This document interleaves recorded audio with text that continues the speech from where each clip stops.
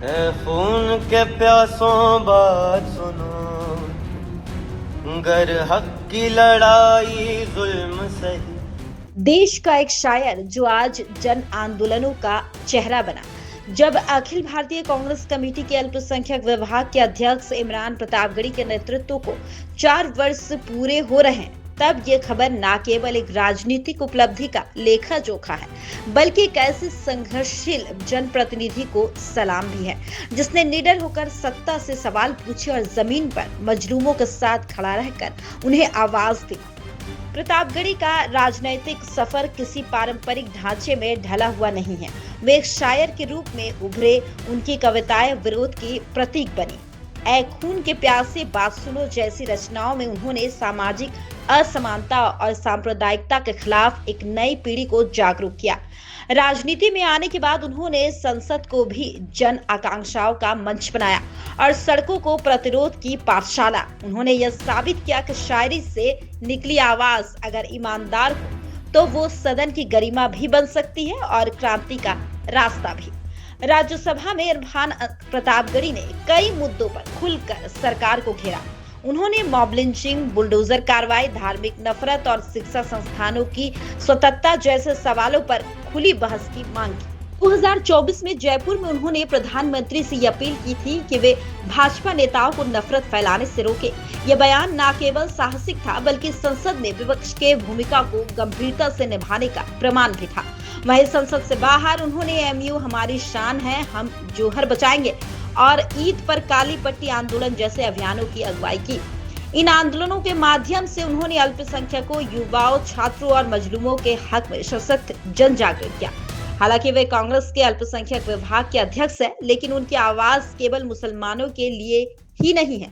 वे दलितों, पिछड़ों, महिलाओं और युवाओं के भी संघर्षों में बराबर शामिल रहे। उन्होंने साफ कहा, मैं सिर्फ मुसलमानों का नेता नहीं, हर उस इंसान की आवाज हूं जिसे आज कुचला जा रहा है। वे बार बार जोर देते हैं कि संविधान की रक्षा सिर्फ एक समुदाय की ही नहीं, पूरे भारत की जिम्मेदारी है। उनकी कविता और राजनीति दोनों ही इंसाफ की मांग करती है। जब उनकी रचनाएं खून के प्यासे पर सोशल मीडिया पर विवाद हुआ, तब सुप्रीम कोर्ट ने इसे सांप्रदायिक नहीं बल्कि सामाजिक चेतना जगाने वाला काव्य करार दिया।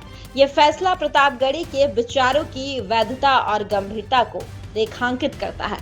आज जब डिजिटल प्लेटफॉर्म पर वैचारिक संघर्ष भी चल रहा है, इमरान प्रतापगढ़ी ने इंस्टाग्राम, एक्स पूर्ववर्ती ट्विटर, यूट्यूब और फेसबुक जैसे माध्यमों से लाखों युवाओं से सीधा संवाद स्थापित किया है। उनकी हर पोस्ट में विचार, संवेदना और प्रतिरोध की एक चिंगारी होती है।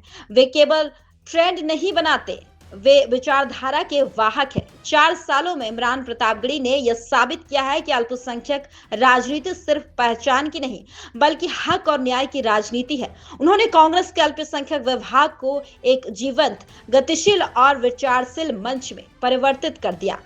आज जब देश को संविधान की मूल भावना को दोहराने की जरूरत है, ऐसे समय में प्रतापगढ़ी जैसे नेता विपक्ष की आत्मा बनकर उभरे हैं, जो न केवल सवाल करते हैं बल्कि जमीन पर जनता के साथ खड़े होकर लड़ते भी हैं। कांग्रेस अल्पसंख्यक विभाग के दिल्ली इंचार्ज शिवली मंजूर ने उनके 4 साल पूरे होने पर उन्हें बधाई दी है। दोस्तों आदाब, आज मैं एक ऐसे जन नेता की बात कर रहा हूँ जिनकी आवाज़ न केवल संसद में गूंजती है बल्कि सड़कों पर भी संघर्ष करती है।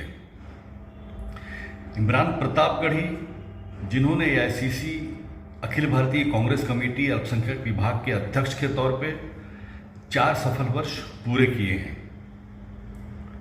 एक शायर से जन आंदोलन का चेहरा बनने का उनका सफर आज की राजनीति में बहुत कुछ सिखाता है। उनकी कविताएं जैसे ए खून के प्यासे युवाओं को जगाने वाली थी और उनकी राजनीति संसद में बुलडोजर, मॉब लिंचिंग और नफरत की राजनीति के खिलाफ मजबूती से खड़ी रही। उन्होंने एएमयू, जौहर और काली पट्टी आंदोलन जैसे अभियानों के जरिए न केवल मुस्लिम, सिख, ईसाई, जैन, बौद्ध, पारसी जैसे अल्पसंख्यक समुदाय बल्कि हर दबे कुचले तबके की आवाज़ बुलंद की। उनका संदेश साफ है मैं सिर्फ मुसलमानों का नहीं, हर मजलूम का प्रतिनिधि हूँ। आज जब सोशल मीडिया विचारधारा की लड़ाई का मैदान बन चुका है, इमरान प्रतापगढ़ी जी वहाँ भी युवाओं के साथ डटकर संवाद कर रहे हैं, एक सशक्त, जागरूक और संवेदनशील नेता के रूप में। उनकी राजनीति इस बात की मिसाल है कि विपक्ष सिर्फ विरोध नहीं करता, बल्कि ज़मीन पर खड़ा रहकर हक और संविधान की हिफाजत करता है।